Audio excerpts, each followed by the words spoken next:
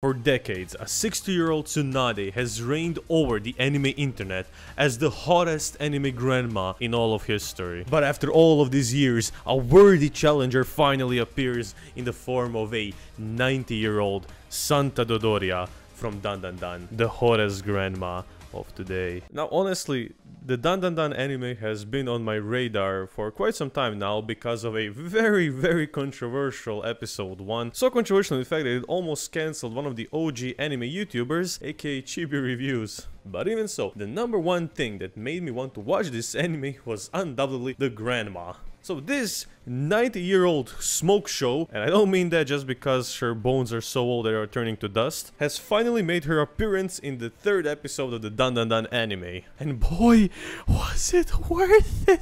Not gonna lie, as soon as I saw pics and gifs of her on Twitter, I just knew I had to watch this. Now honestly, like we said, we already had some hot grannies in our day, especially in the anime sphere, but man, this came out of nowhere. So Dandadan had a movie theater release, and my friend went to watch it, and afterwards she was just all like, "Hey yo, you're gonna be simping for the grandma." I was like, what?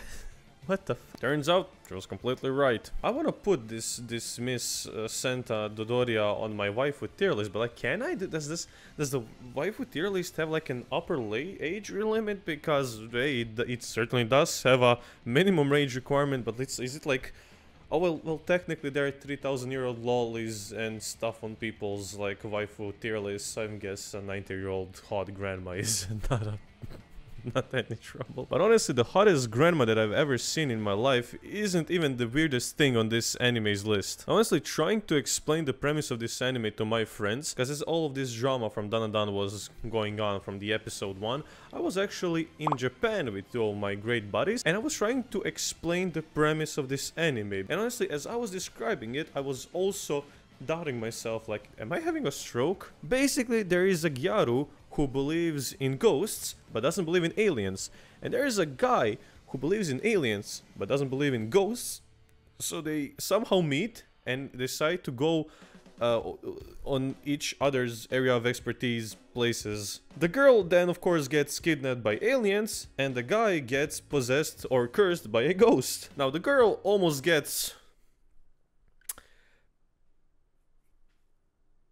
well, you know, while the guy gets his chin-chin stolen. And the premise of the anime is that now the girl who has unlocked psychic abilities is trying to find or get the guy's chin-chin back from a really horny granny that is voiced by Luffy from One Piece. Why the f am I an anime fan? Oh, that's right, because of the grandma. Now honestly, I am enjoying this anime. The animation is awesome, the two characters are super fun together, have great chemistry, and the grandma is actually carrying the show. Just like Yuki stole the show from Alia last season, there is another side character who is now stealing the show, and it's the 90-year-old hot grandma.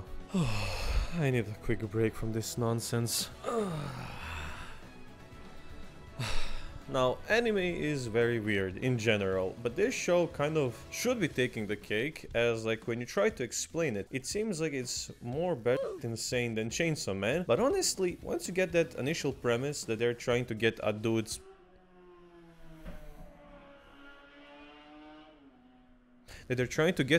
penis back, it's actually kind of pretty standard, because, you know, well, pretty obviously the guy also has some kind of powers, because he can like get possessed and use this as a pretty cool like Tokyo Ghoul-esque white hair Kaneki ability. And the girl has these psychic powers that she like initially, after getting assaulted, she unlocked them. It was super powerful, but now they're kind of super weak, so she has to train them up, and there is a grandma who's gonna train them.